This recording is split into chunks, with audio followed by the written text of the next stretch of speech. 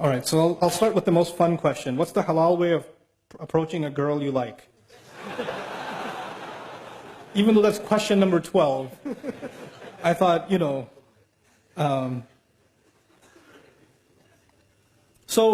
this is more complicated. We've made it more complicated than the Sahaba.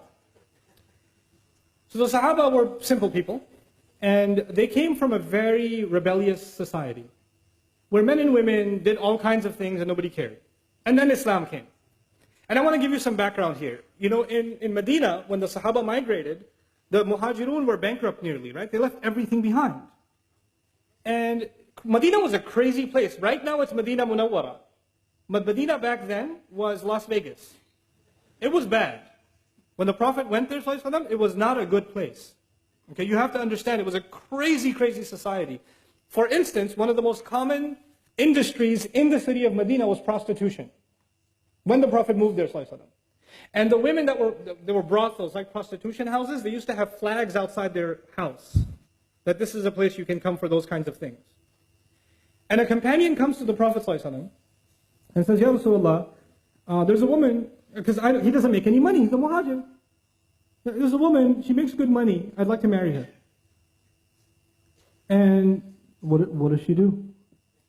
Oh, well, she's in the... You know what I'm saying? I'm not going to spell it out. And you know why I'm telling you this? Because Sahaba didn't even know that's a bad thing yet. They were also learning, weren't they? They didn't become angels overnight. They were being developed. And so he doesn't even think. And imagine you come to Rasulullah and ask this question. Can you imagine somebody coming to an imam today and saying, hey, so I'm thinking about the next janazah would be of the sheikh. Like, it would be... And then the ayat came, no, you cannot marry those kinds of women in Surah An-Nur. Like, revelation came to teach Sahaba and teach the believers, look, those are not the kinds of people you want to marry. They are their own, don't mix with them.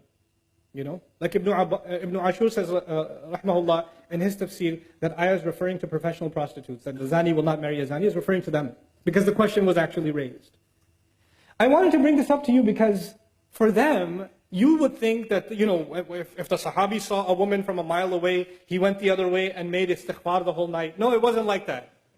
They interacted with each other, they talked to each other, they worked with each other, they were in business partnerships. All kinds of interactions happened between men and women, but with principles. It was respectful, it was dignified. And when a companion, when somebody liked somebody else, you know what they did? Here's the astaghfirullah part. Here's what they did. Hey, I like you. Want to get married? And she'd say, maybe, talk to my dad. He'd say, okay. And then you go to the dad and say, hey, I like your daughter. And I talked to her, she's not entirely opposed to the idea. Is it cool? And he says, let me talk to my daughter.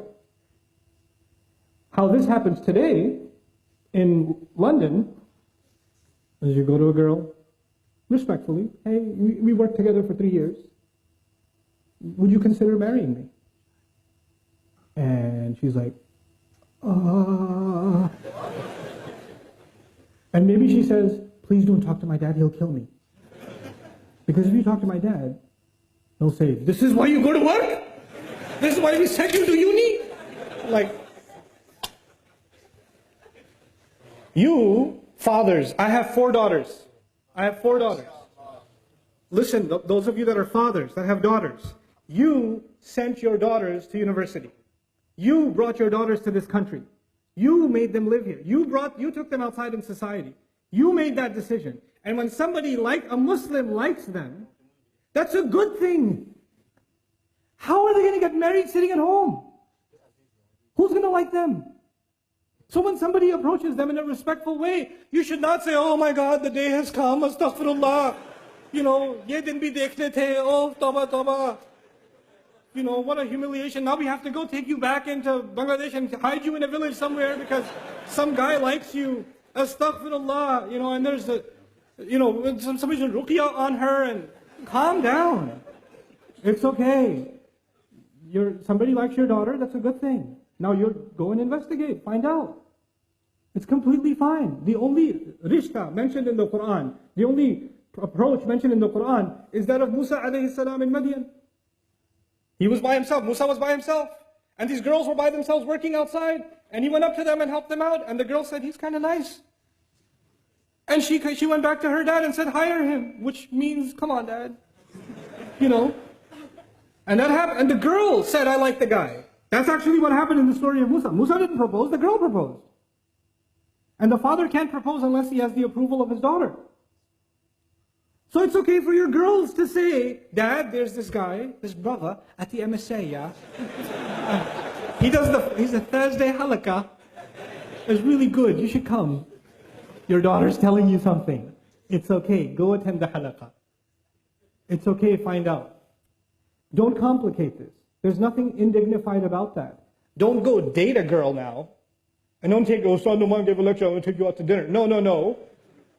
Not that either. But can you have respectful interaction with someone you're interested in for marriage? Absolutely. Absolutely. Nothing wrong with that.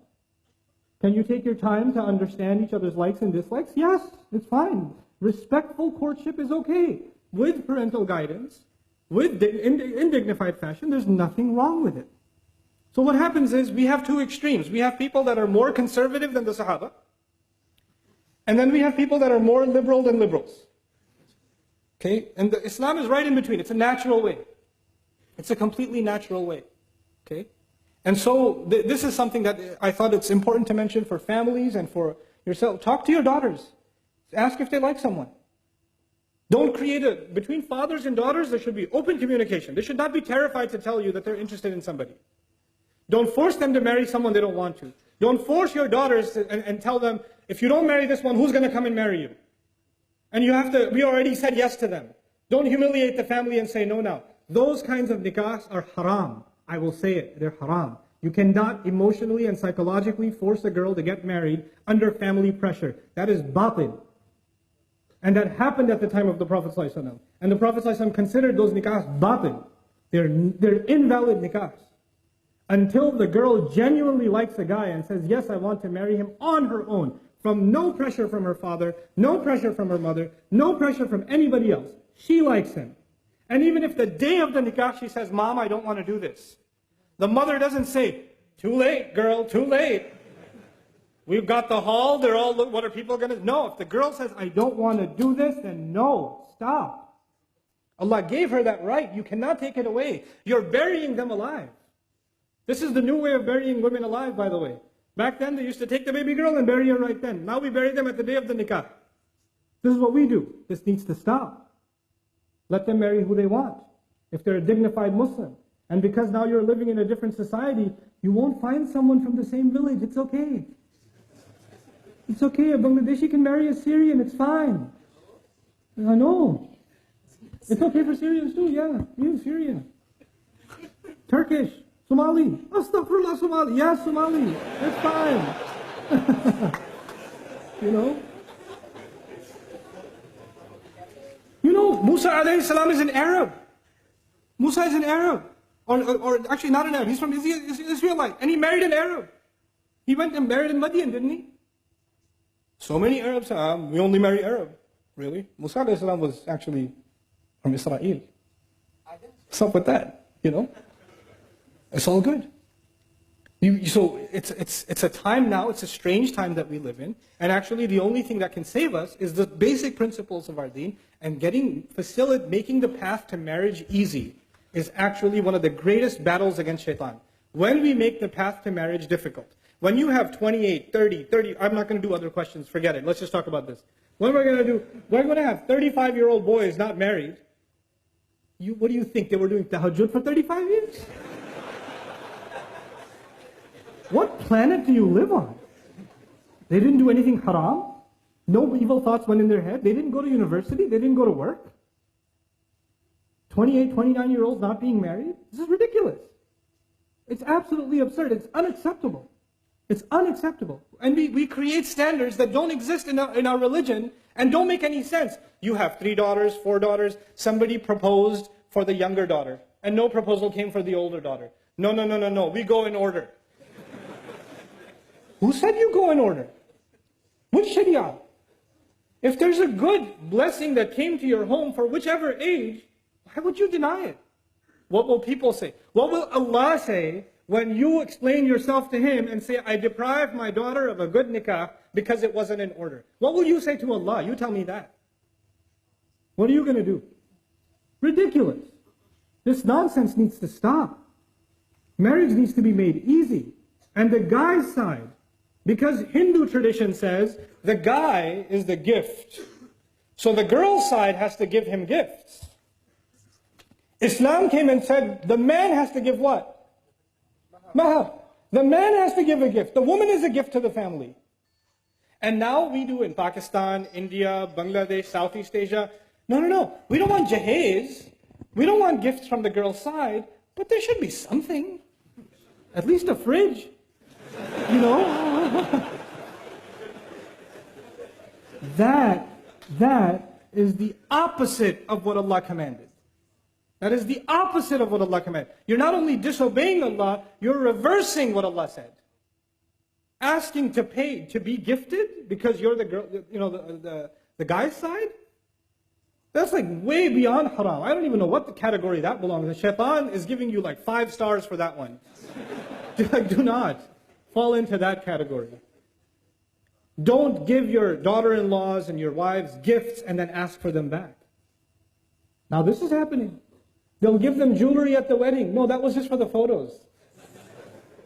Really?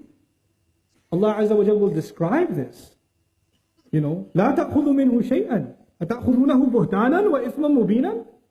Don't take a single thing from the spouse that you've given to them. Are you taking a huge accusation against your own self and taking clear sin on yourself? When you agree to a mahar.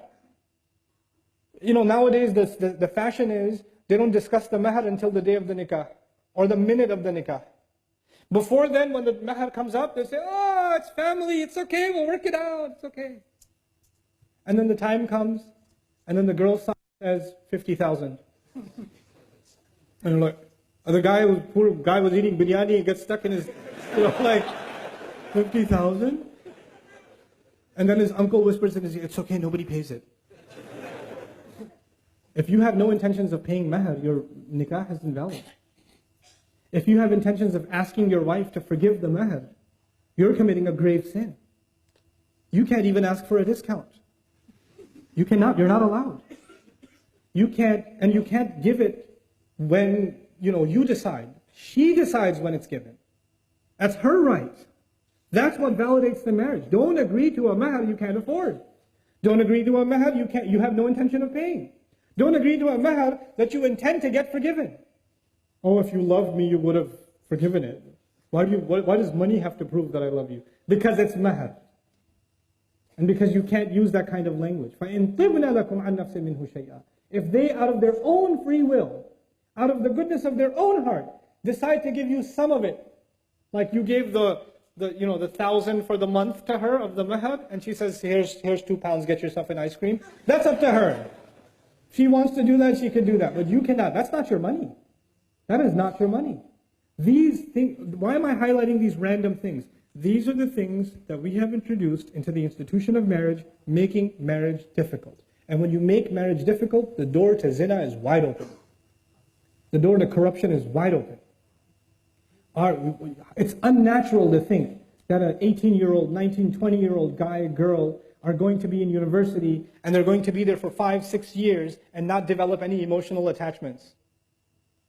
And then for them to randomly marry a cousin back in Lahore. That's not going to happen. And if it does happen, it's a form of oppression because she's emotionally attached to somebody else. And no man wants to be with a woman who's emotionally attached to somebody else, or vice versa.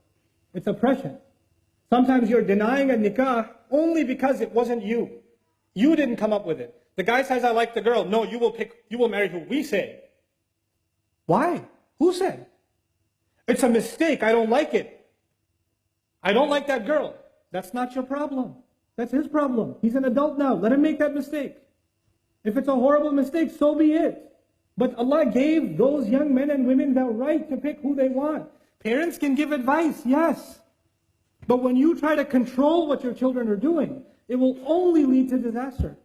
It will only lead to disaster. I'm not giving license to 12-year-olds and 14-year-olds who say, Ustadh Nouman said I can marry whoever I want. No. I'm talking about mature adults.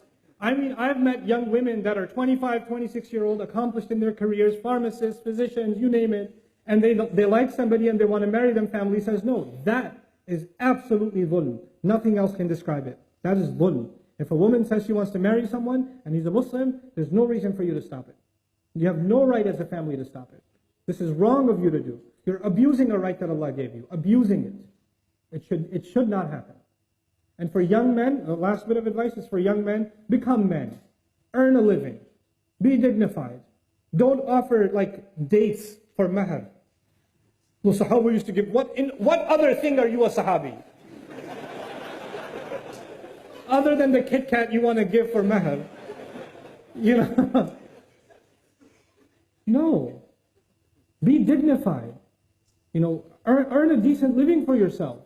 Don't say, I like her, I don't have a job, but I don't know, her family's only interested in dunya. Yeah, that's why we have mahar. Only interested in dunya. You're supposed to be concerned about dunya too. وَلَا تَنْسَ نَصِيبَكَ مِنَ الدُّنْيَا. It's in the Quran. Don't forget the portion you are owed in this life. It's a worldly decision too. It's not just a spiritual decision. How is somebody going to provide for my daughter? Where is she going to live? Is she going to live a decent life? These are respectable questions. These are decent questions. So these things we have to take very, very seriously in our communities. And when it comes to the subject of marriage, I didn't talk today about what happens after marriage, because there's a whole set of dhulm we do after marriage. That's for another time. I'll yell at you another time. But right now, let's just fix the institution itself. Let's make marriage easy for our young people, especially the ones that are ready and capable. You know, مَنِ اسْتَطَاعَ مِنْكُمُ الْبَاءَةَ فَلْيَتَزَوَّجْ. Whoever among you is capable, let them get married. If capability is there, no other barrier should be there. And for those of you that will find this controversial, it's okay. I'm leaving here anyway soon, so that you deal with it and troll me on online. So I'll tell you, if your son wants to marry somebody who just took shahada yesterday, right? Or the girl wants to marry a guy who just became Muslim a week ago or something. And then you say, well, he only became Muslim because he wants to marry the girl. It's not a real shahada. Who decides what a real shahada is? Who decides? Can you tell why something happens? When Osama, the famous narration of Osama came, that he was about to kill someone in battle. In battle, he's about to kill someone, and the guy falls. The enemy loses his sword. And he's about to strike him down. And he says, Ashhadu an la ilaha illallah wa ashhadu anna Muhammad Rasulullah. He took shahada, became Muslim. Did he become Muslim because when he fell down, it hit him really hard on the head, and all of a sudden Islam started making sense? And he's like, hold on a second, I think we need to stop this, and I'm ready to be Muslim now. Obviously, he took shahada because he knows Muslims don't kill each other. So he took advantage of the opportunity because he's losing. If he was the one on top, he wouldn't have taken shahada, would he? So he's on the bottom and he takes shahada. And Osama sees it and says, yeah, right. He killed him.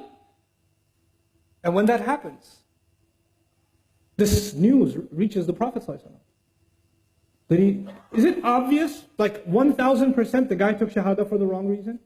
It's obvious to anybody who sees it. The Prophet says, what will you do when that la ilaha illallah comes for you on Judgment Day? That's what the Prophet says. That shahada will complain on Judgment Day, I wasn't respected. And that's in the most obvious of cases. When somebody says they've taken shahada, who are you to question their reasons? That's between them and Allah. It's okay. As a matter of fact, even among the Sahaba, there were those, somebody said, I want to marry you, and the woman was a Muslim, and the guy was a non-Muslim. And she said, you're not Muslim. He goes, okay, I'll become Muslim. She says, okay, fine. And he became Muslim, and they got married. Done. But you could say, astaghfirullah, he took shahada for a woman. Yeah, but the Prophet was okay with it. Why are you having a problem with it? The sunnah is okay. You're more Sunni than the sunnah. So what you need to do now, what you and I need to do, is understand that we are in a challenging time. And our children are exposed to the worst kinds of haram are no big deal now. They're accessible, they're easy, and they're not hard to fall into. And in that environment, when the opportunity for nikah is there, please, it is a grave crime for us to deny that opportunity. To consider, of course, give your children advice. I think this is a bad nikah for this reason, this reason, this reason, but the decision is yours. The decision is yours. You have to share sincere advice. Ad-dinu nasiha. You do. But at the end of the day, they'll have to make their decision. And if it was a bad decision, so be it. That's okay too. That's their mistake to make. That's a better mistake than the mistakes they will make outside of marriage. You understand that, right? And that you won't even know about. And you'll tell yourself, no, my son, my daughter, they would never. Really? Really? Because you come from like an angel family? Your son and daughters don't have hormones? They don't have emotions? They don't have attachments? They don't have obsessions? They don't have temptations? They do. Don't be deluded into thinking he's a good boy though, he prays. Yeah, what is prayer going to do? What is prayer? If you say, Inna salata tanha anil fahsha'i wal munkar, that works to an extent. But Allah created us with a fitrah. You're denying that fitrah. So I know I went on a rant, but I felt like I had to do it. May Allah Azza wa Jal make marriages easy for our community and bless the marriages that are happening. May Allah Azza wa Jal give the husbands the strength of character and the understanding to be good husbands, and the wives the kind of commitment, loyalty, and understanding to be good wives, and thus raise wonderful families. Barakallahu li wa lakum. That's the end of the question and answer session. Assalamu alaikum wa rahmatullahi wa barakatuh.